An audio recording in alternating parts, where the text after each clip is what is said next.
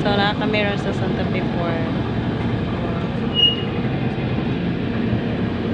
Galing ito sa Hagnaya Port. Kaunti lang ang pasahero kasi maaga pa. Welcome, Bantayan Island. Muling nagbalik kami sa Bantayan Island.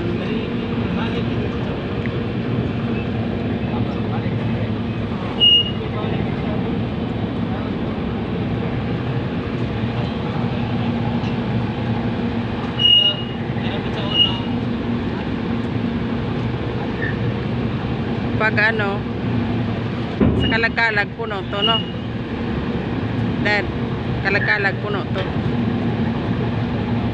Ang sarap maligo. Tapos hindi pa masyado mainit.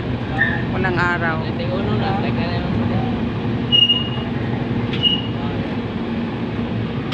So, kung kayo ay nagbabalak na pumunta dito sa Bantayan Island, mag-i-enjoy talaga kayo sa dagat. Ang ganda po talaga ng dagat dito, napakalinis.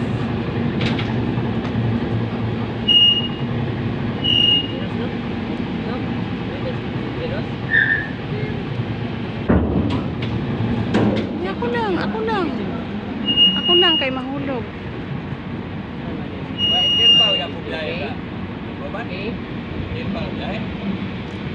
Sa semana kau